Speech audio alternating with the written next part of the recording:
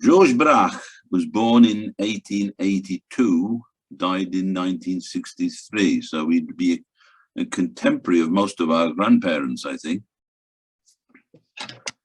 Along with Picasso, he was the founder of the Cubist movement and one of the first, if not the first, to use collage as an art form. He was born in Argenteuil, which, as you know, had close connection with the Impressionist painters, especially Monet. Argenteuil is just north of Paris. His family were artisans, house decorators, in fact, and his was to have, and this was to have a bearing on his art later in the career. Right on there. As a young boy, he studied art in the evenings while he worked in his father's business. And at the age of 16 in Paris, he was apprenticed as a decorator.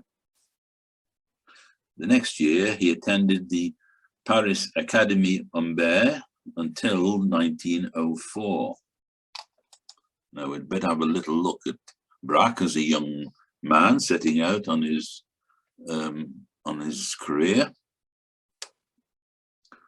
Quite a dapper, cuts quite a dapper figure, doesn't he? Braque's earliest works followed the school of Impressionism. Now, this is a very early painting done at the turn of the century of his grandmother's friend. Don't know what her name was, but I'll let you look at that for a moment. The face is, as you can see, is multicolored, but it's quite it's very impressive face, an impressive portrait, actually, I think. I don't think I would like to cross this lady. Anyway, after seeing the work exhibited by a group of painters known as the Fauves, and we did a talk on the Fauves 2 or 3 years ago, in 1905 at the exhibition at the Salon d'Automne, he adopted the Fauvist style and destroyed all his early paintings. So we haven't got anything much earlier than this. If you remember from my talk on the Fauves, a group which included Henri Matisse, André Derain, and Maurice Vlaminck, among others, they used brilliant colors to represent emotional response. 1906 finds him painting in L'Estaque in the Fauvist style. And there we have the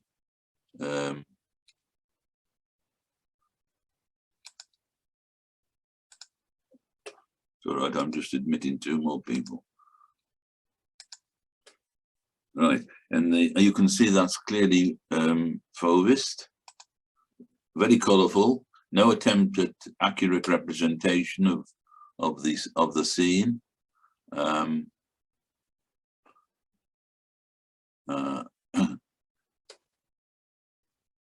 This painting, along with others, was in fact stolen from the Museum of Modern Art in Paris as recently as 2010. You might remember the reports of the theft. Thieves raided the Paris Museum of Modern Art and stole a well-selected group of connected works, which virtually add up to a history of the 20th century avant-garde movement. This is, of course, an early painting influenced clearly by Matisse and the Fauve movement. In May 1907, he successfully exhibited other Fauve-style works in the Salon des Indépendants. This one is the Port of Clotat, and very, very reminiscent of André Derain. Very colourful again. Just the boats are quickly painted in.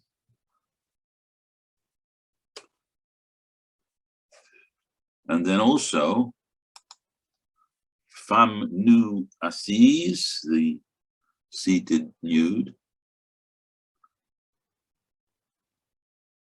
And as you can see, no attempt to represent natural skin tones, just an excuse for using complementary colours. You'll see later on he's very fond of greens against yellows, for instance, and strong outlines as well, strong dark outlines. The chair is sketched in haphazardly. It's not quite, she seems to be sitting on the side of the chair, but that doesn't matter. What matters in the painting is the colours and the forms more than anything else. I'm not going to go too fast this morning because give you plenty of time to absorb some of these paintings, especially the Cubist ones. After coming up against Cézanne's work in a retrospective exhibition in the same year as Cézanne died in 1906, Braque's work began to show the post-impressionist influence on his paintings. In 1908 to 12, they reflected Cézanne's interest in geometric shapes and flat colours. Now there we have a nude. You can see it, he's quite obviously moved away from the Fauvism style, although it's still very colourful. But you notice the bluey greys that the nude is based against. You will see an awful lot of bluey grey in Braque's colours, also balanced against ochres and browns. But for the moment, I think we can see we got the dark outlines again there. I'm not quite sure what's going on with her legs, but that doesn't matter. She's out of proportion, but it's an impressive painting. It's quite a large painting, actually. It's nearly what's it, 5 foot by just by 3.5 foot, I suppose. It's a transitional painting, we could say, which points to this new preoccupation with the composition of shapes within space. Now, Braque later said in 1910, and I quote him, "I couldn't portray a woman in all her natural loveliness. I haven't the skill. I must therefore create a new sort of beauty that appears to be in terms of volume, of line, of mass, of weight, and through that beauty interpret my subjective impression." Following in Cézanne's footsteps, Braque frequently reduced architectural structure to a geometric form, approximating to a cube. To cubes, I should say. Now there we have the houses at L'Estaque, where he was painting at the time, and we can already see the cube in the cubic element, should we say, the cubic element introduced, and this is heavily influenced by Cézanne, as this Cézanne painting demonstrates. So the one on the right is Cézanne,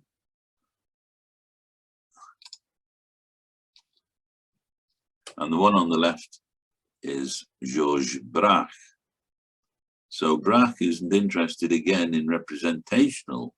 He's not trying to paint the houses with windows and doors and roofs and slates and all that. He just sees them as an excuse for painting blocks of, well, cubes of color, blocks of color, geometric shapes of color, mainly in yellow, as you can see, shaded with the browns to define the corners and the lines, against the green of foliage, of trees, whatever was there at the time. So we've got absolutely no idea what these houses look like from this painting, but that's as it will be. And again, with Cézanne, we're not going to dwell much on Cézanne, of course, obviously, but I just wanted to show the influence that Cézanne had on Braque at the time. And in a sense, Cézanne is nudging him towards Cubism, is he not? A typical Cézanne with his flat colours, his flat greens and blues for the hills in the background. as I don't want to dwell on Cézanne too much, just to impress upon you the influence. Following it, so yes, okay, let's move on now. Right. Now in 1907 was a pivotal year because it's in 1907 that Apollinaire introduced Braque to Picasso. Now, Picasso's Les Demoiselles d'Avignon, which he sees in Picasso's studio, makes a huge impression on him. I'm sure you're all very familiar with this very famous Picasso painting. The art critic Louis Vaucel reported Matisse telling him, when discussing the 1908 Salon d'Automne, Braque has just sent in a painting made of little cubes, unquote. Braque's little cubes then became a thing and led to naming his new style and the movement it spawned, Cubism. And there we have Braque's Viaduct in 1908. The viaduct is quite clear there, but it's very similar to the houses at L'Estaque in so much as the houses are represented in geometric shapes, as you can see, in yellows and yellow ochres and maybe burnt siennas or Van Dyke browns introduced for the shading, and then the foliage and the trees are almost hatched in, aren't they, with quick greens. So the whole effect of this painting is one of sumptuous color, I think, more than anything else. And we can compare this again with another Cézanne, Cézanne's Woods at Chateau Noir. Again, it's almost using the same palette, the same color scheme as Cézanne. I don't need to dwell on that. I'll just let you look at it for the moment. Look at the two paintings side by side. Braque's palette had dwindled to a few dominant colors, as we can see. The perspective simplified, seeking again to embrace the elements of geometry, a la Cézanne. Though more pronounced with Braque, we've got to say, and again, Braque is heading irretrievably towards Cubism, is he not? In 1909, Braque began to work closely with Picasso. Braque later wrote, "At that time, I was deeply attached to Picasso. We were guided by a common idea. We lived in Montmartre and used to meet every day and talk things over. We were like two mountaineers roped together." From 1908, they began to develop Cubism, often producing paintings in monochrome with complex patterns of faceted forms, now termed Analytic Cubism. Well, I'm not going to get involved in that Analytic Cubism. I think it's enough for us on this windswept Monday morning to deal with Cubism in its own right. A concept. This painting, very typical of Braque as we know him, Woman with a Mandolin. Now, I'm going to let you look at that for a moment and see if you can work out where the woman is and where the mandolin is. Not that it matters in the slightest, because it's a painting full of shapes, cubes, not so much cubes, but more layers, like a layered brick wall in a sense. You can see the layers here, reminiscent of blocks of a brick wall. But the shading is very subtle. We've got these grey blues, blue greys again. We've got the browns, breaking it up. And yes, we've got an arm here, haven't we? Have we not? And we've got a head there, and we've got the mandolin roughly there. But it doesn't matter. It doesn't matter whether we can see these forms or not, because they're, in a sense, they're like a mannequin to put clothes on. the clothes of colours and shapes, so that the way to look at Braque is to just let the picture work on you, and just you let the colours do their work.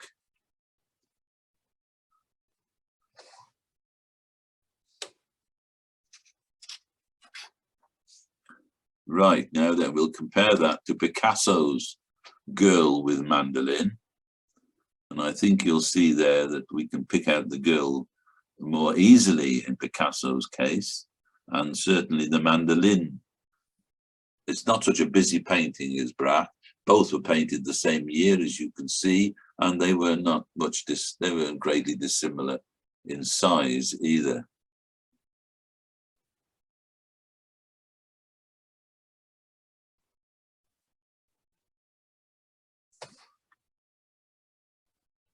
Braque said later, I began to concentrate on still lifes because in the still life, you have a tactile space. This answered the hankering I have always had to touch things and not merely see them. It was the space that particularly attracted Picasso and me, for this was the first concern of Cubism, the investigation of space.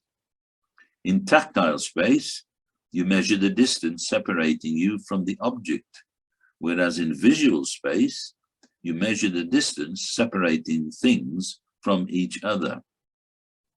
I mean, Braque had quite a lot to say later in life about Cubism. So there we got plenty of explanations from Braque as to what he was trying to achieve. In fact, what they were both trying to achieve at that time.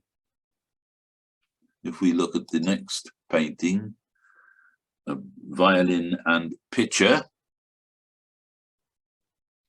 we got more. The color scheme is quite different here. We've still got the bluey greys and the yellows, but they're bolder. And the geometric shapes aren't quite so pronounced. We've got a few more curves in this one, as you can see. The picture, there's the picture if you want to pick it out, and the violin is clearly down there. As for the rest of the painting, it's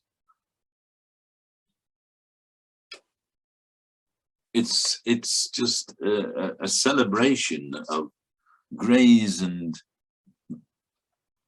vague browns, ochres, and blended into one another with lines every so often defining a shape, so that we got some sort of a shape just there. It could be an architrave or something like that. And then we've got another rectangle coming down there, and it's fragmented, really, isn't it?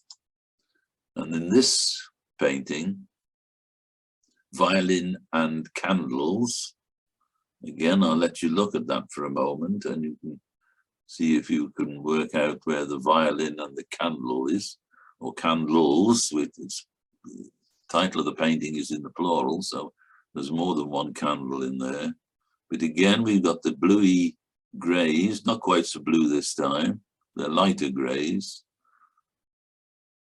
and the greys are introduced into the browns so that they blend. It's there's more of a softness about this painting, I think. Not too many heavy lines, just one or two heavy lines. Some blacks introduced in area, but they might actually be very thick Van Dyke browns, possibly. They probably are black. A still life was also more accessible, you'd say, in relation to perspective than landscape, and it permitted the artist to see the multiple perspectives of the object. We think in terms of Picasso's portraits there, don't we, where we see the nose, often see the nose head on and from the side perspective as well. Braque's early interest in still life revived during the 1930s.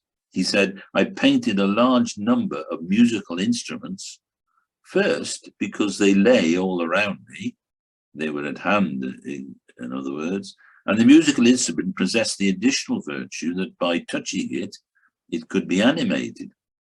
That is why I was so attracted to musical instruments."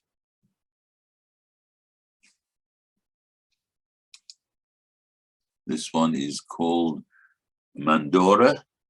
The Mandora is a type of, well, you can see it there. Roughly, you can see what sort of an instrument it is, like a mandolin, I suppose, would be a equivalent.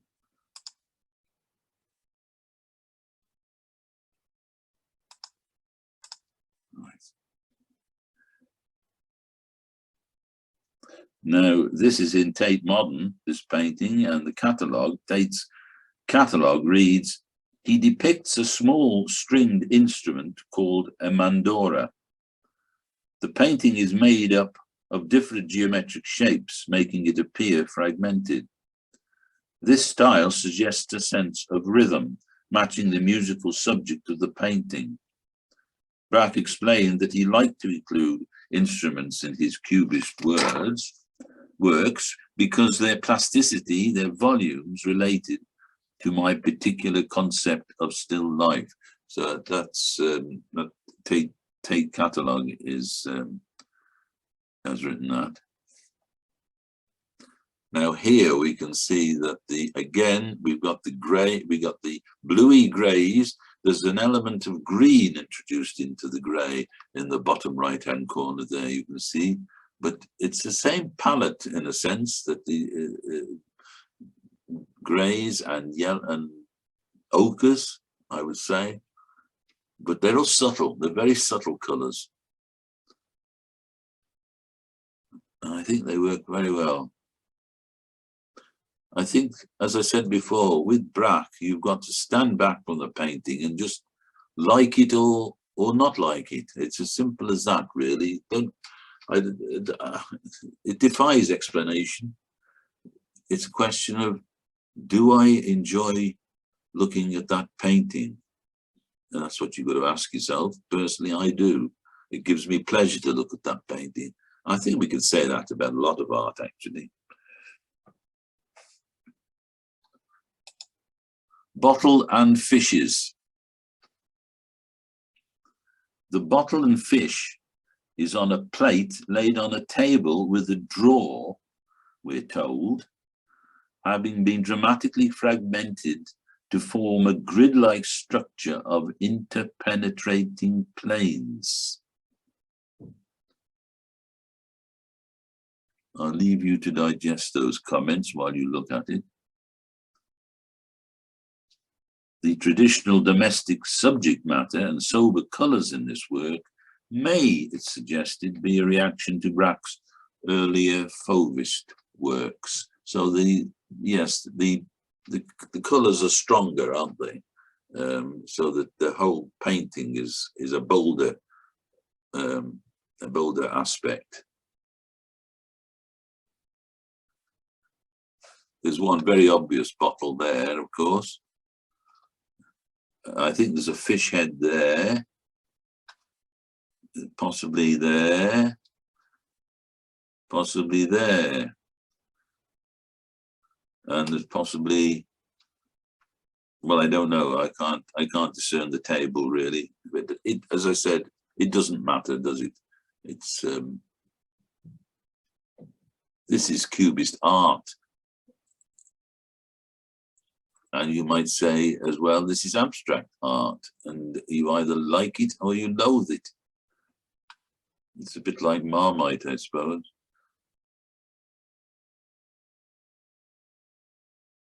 I think it's a wonderful painting. Quite a large painting as well, 2 foot by 2'6".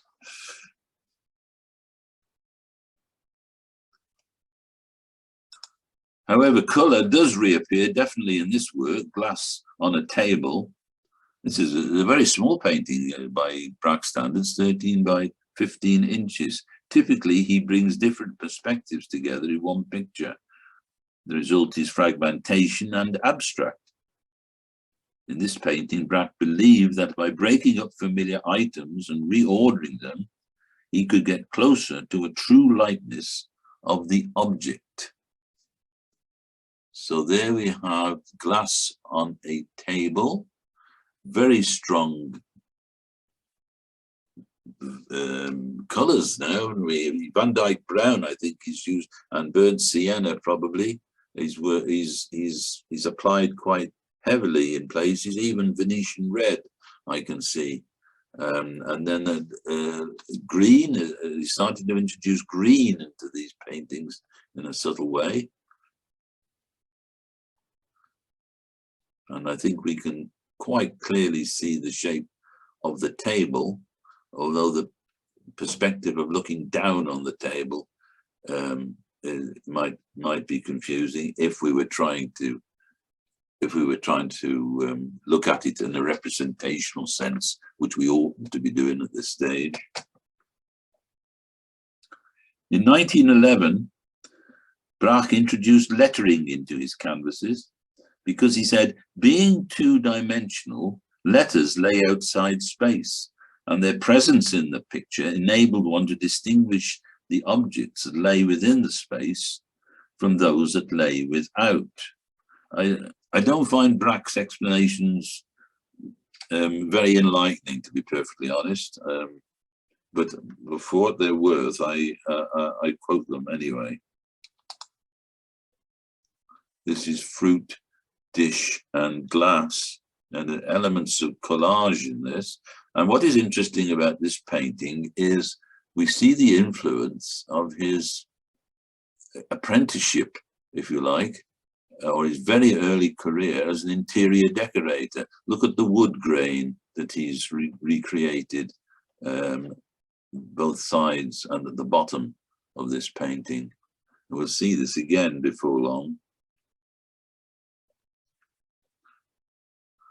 The Cubist style spread quickly throughout Paris and then Europe. The two, Picasso and Braque, worked closely together until the outbreak of World War I, when Braque enlisted in the French army.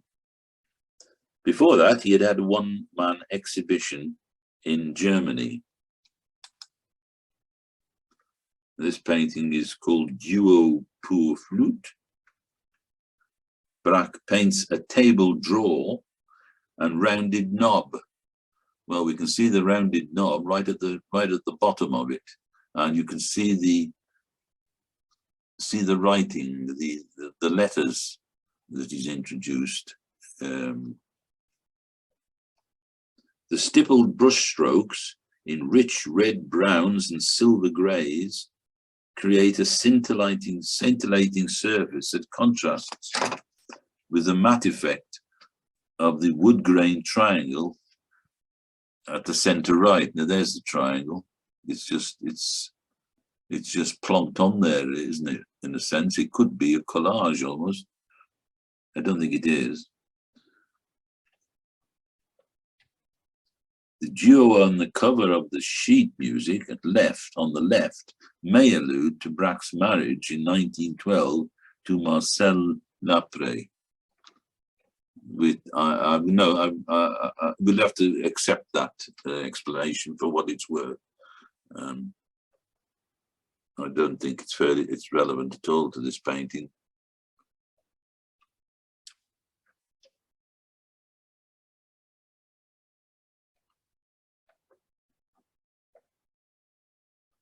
In 1915, Braque was severely injured in battle and suffered temporary blindness from a head wound, requiring a long period of recuperation.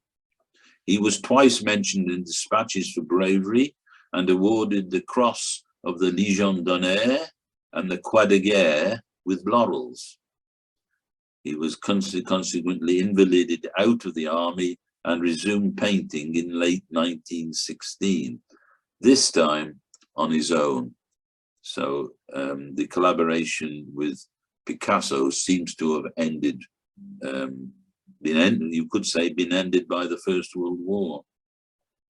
He developed a more personal style characterized by brilliant color, textured surfaces, and after his relocation to the Normandy seacoast, the reappearance of human figures.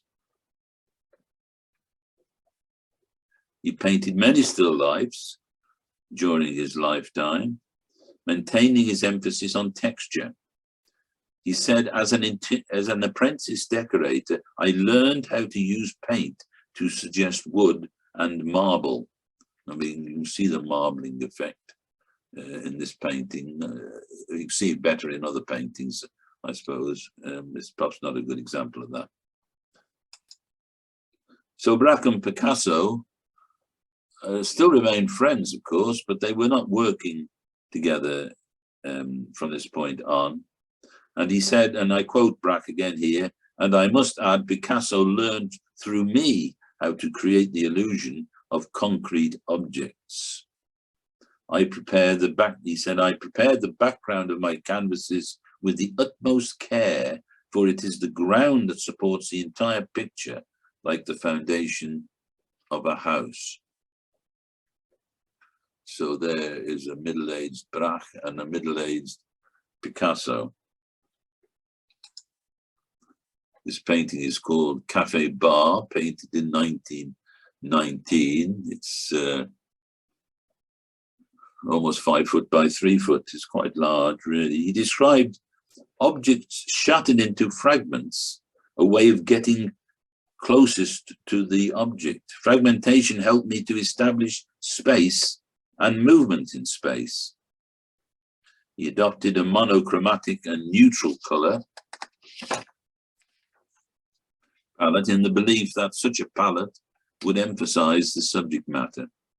The fragments, which seemed to be arbitrarily juxtaposed in his canvases in the 1920s, aimed at displaying a concrete object in measurable space.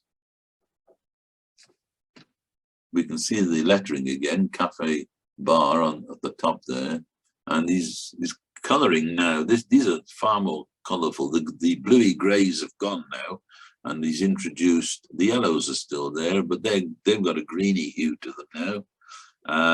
And he's introduced, as you can see, quite a strong lilac top and bottom, which is holding the whole painting together. But it's almost impossible, or I defy you to pick out elements of a bar in this painting. I've looked at it again and again, and I can't really see anything. But as I said before, it doesn't matter. The painting either pleases you or it doesn't.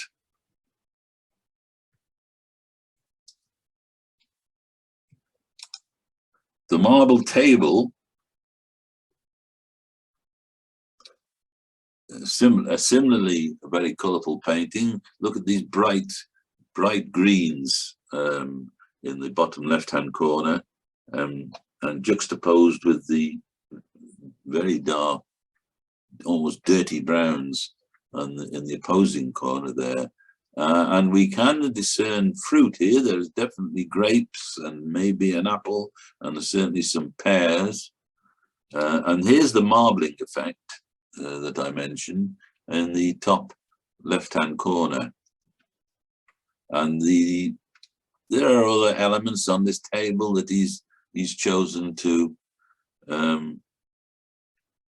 he's chosen not to represent accurately, so that they're just shapes that he can contrast his colors with.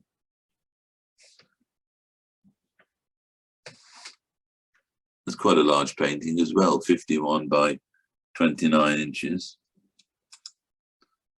Le Jour, painted in 1929. While you're looking at that, I'll quote Braque again. Braque said, "In Zen, reality is not this, it is the fact of being this. This is a paper knife, but if I use it as a shoehorn, it becomes a shoehorn. For things to exist, they must first come into being a relationship between you and the things, or between the things and themselves. Everything is based, he says, on relationship. This is a much brighter painting, a lot of greens in this painting, and again we've got the wood effect. The bottom half of the painting of maybe a cupboard or something. Or it could almost be wainscoting. I don't think it's wainscoting. It's more to be some sort of furniture. So there's the knife that he talks about, sticking out of the drawer, or sticking out something in the drawer. And he quite likes his knobs as well. We've got a knob there. That's a cheery painting, I would say. And again, 41 by 57. If you saw it in Washington and where it hangs, I'm sure it would lift your spirits. This is a much smaller painting, only 13 by 18. And here the yellows are very heavily applied, very bright yellows, and contrasted with the darker background of the table that they're on, or the tray that they're on. And we got quite clearly, we got a pipe there, and we've got a glass, some sort of glass there. And this could be, the white could be a cloth or something like that. But it's a very small painting, this one. It was in 1930, the following year, he built a house with a large studio in La Grangeville-sur-Mer, Normandy. Between 31 and 38, a series of large decorative still lifes followed. They consisted mainly of the same group of objects, i.e. a guitar, a fruit dish, and a glass, set on a brightly coloured tablecloth, often in front of a panelled background from which motifs merge in the foreground, and that's basically what we've had in the previous two. Now, the pink tablecloth, this is a very bright painting, and surely he's gone back to his fauve influences there, and in his early paintings. There's those reds on either side in the top left and right corners are very bright, and the rest of the painting is predominantly white, or very light colours, so that the contrast is stark. Not so clear what is on this tablecloth this time. So maybe there's a jug there, somebody's sticky fingers here possibly, and some sort of fruit there, but it's very colourful painting. A very similar painting is Woman with an Easel, painted in 1936. Now this suggests elements of collage. This section could well be a collage.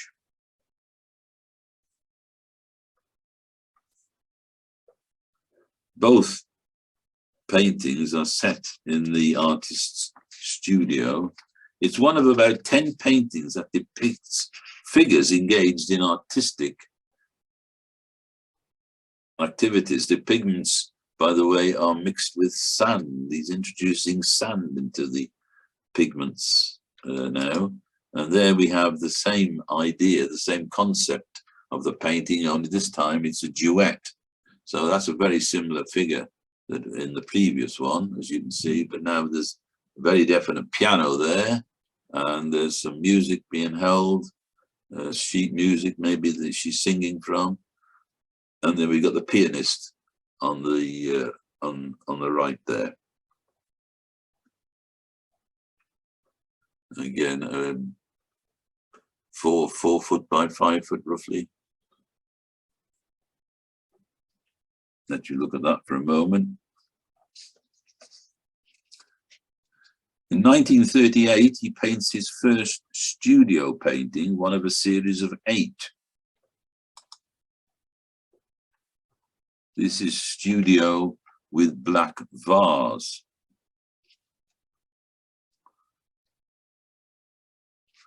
We got the geometric shapes there, but there's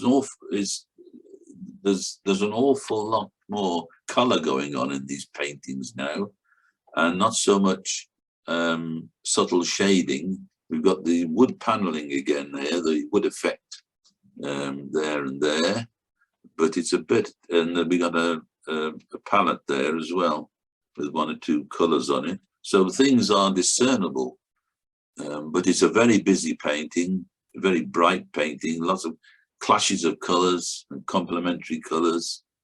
Bit too much going on in this painting for my way of thinking, and the black vase is clearly there, is it not?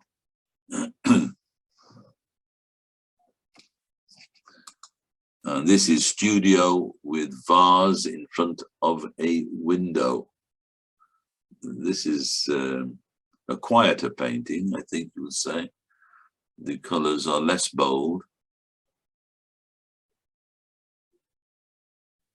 And the geometric shapes less defined. We've clearly got the palette there with the paintbrushes this time. Maybe and a vase of flowers there.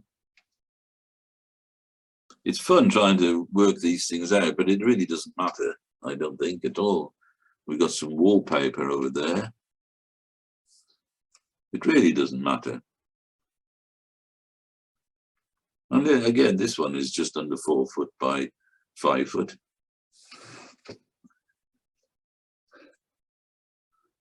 These paintings are said to crown Braque's career. He's still mixing his paint with sand. I'm not sure to what effect. In accordance with the painter's new conception of reality, nothing in these pictures is ever quite what it seems. Well, I think we'd all agree with that. Sometimes shadows have substance, forms are flattened, and the flatness given form.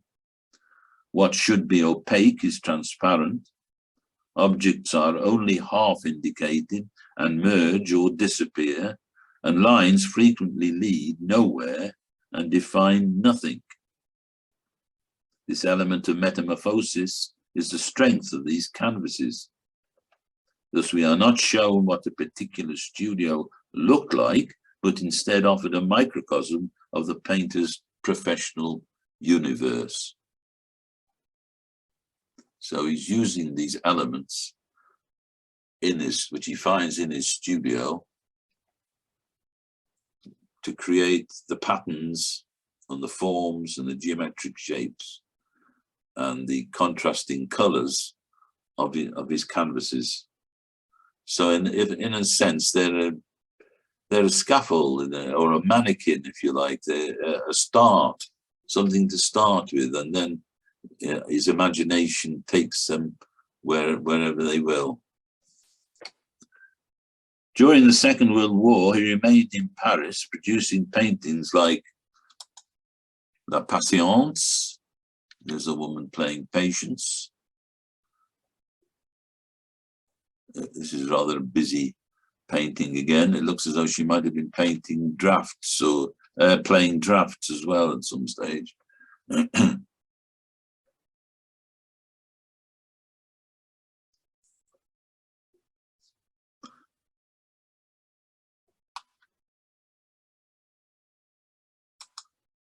And the red gueridon is a small table.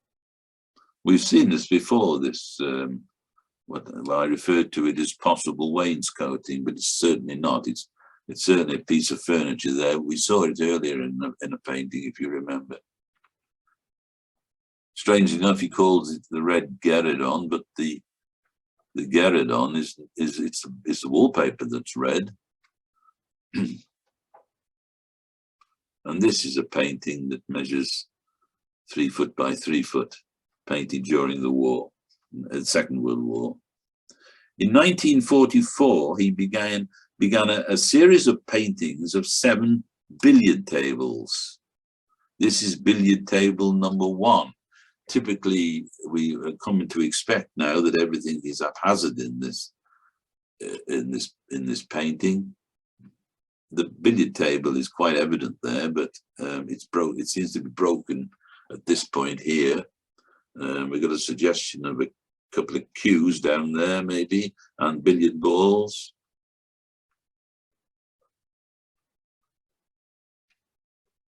And then we've got the greens contrasting with the browns, light browns at the back there. This is quite a large painting, as you can see. It's nearly 6 foot across. That's billiard table number 1. This is billiard table number 2, painted in 1944. Again, the billiard table is broken in half, or folded, would be a better description of it, I think.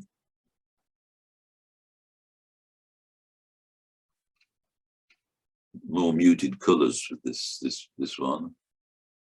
There are quite strong yellows and blues at the bottom there.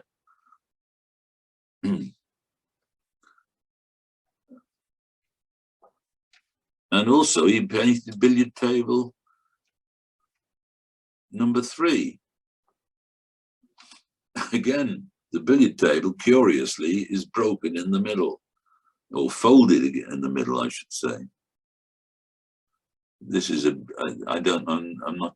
There's an abacus in the background there, and it just shows you the what's going on in Braque's paintings, because that's the first time I've noticed that abacus.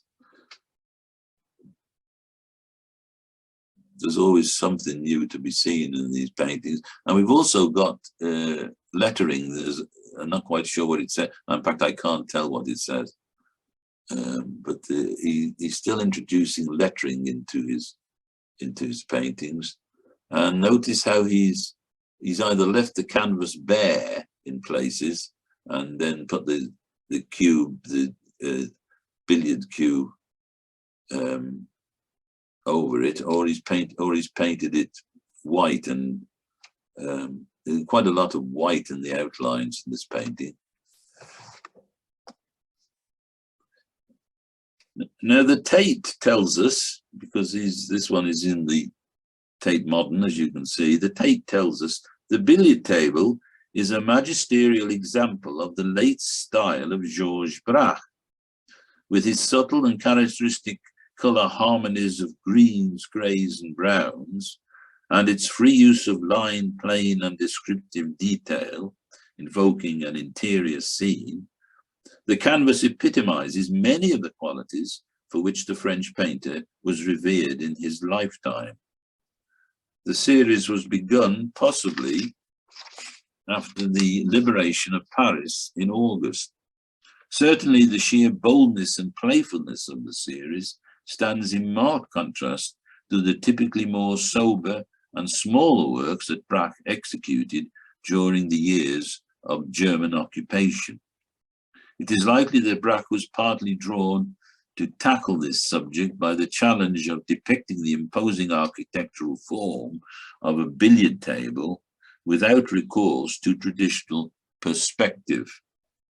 So that's Tate Modern's explanation of this painting for what it's worth. Braque's serene interior pieces in 1944 seem to celebrate the end of the occupation of Paris. This one is called the Salon.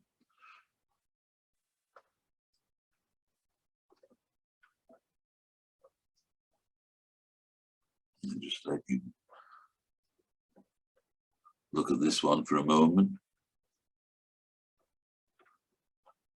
He's moved away quite considerably from his earlier Cubist paintings. I'm not sure I'm very keen on the later Braque paintings. It's the earlier Cubist paintings that really attract me to him.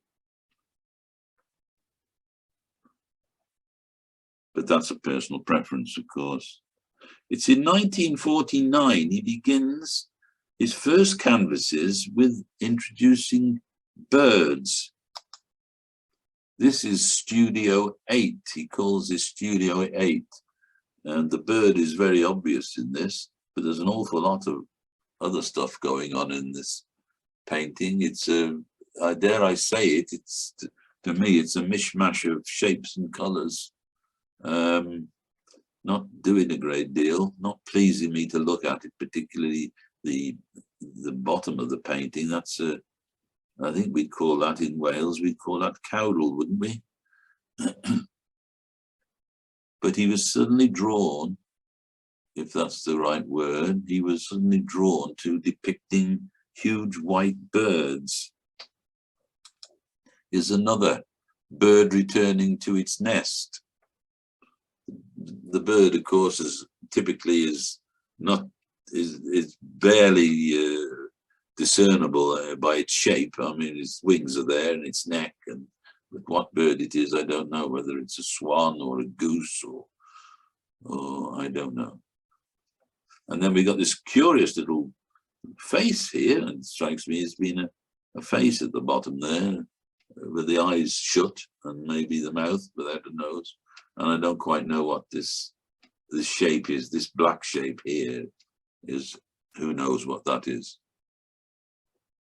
So that's bird returning to its nest. In other words, this must be the nest, must it not? And it looks as though the bird might even have something in its beak there, just about. He's about to drop it, I would have thought. And then this one actually is a lithograph. He called this Grand Oiseau Gris. Braque said of it, "The bird is a summing up of all my art. It is more than painting. It is as if one hears the fluting, the fluttering of the wings. It goes beyond painting. Happiness starts where we cease to know," he once said. And he would never sell this painting. He retained it to the end of his life. So there we are. It's quite a long painting, as you can see, 41 inches, but it's quite narrow, only 14 inches from top to bottom. Braque died on the 31st of August, 1963 in Paris. By the time of his death, he was regarded as one of the elder statesmen of the school of Paris and of modern art. He is buried in the cemetery of the church of Saint Valery at Varengeville-sur-Mer in Normandy, whose windows he designed. And I'm going to conclude this talk now with an opportunity for you to look at one of these stained glass windows, which he called Pandemonium. And I think you'd have to agree that's very impressive. It would be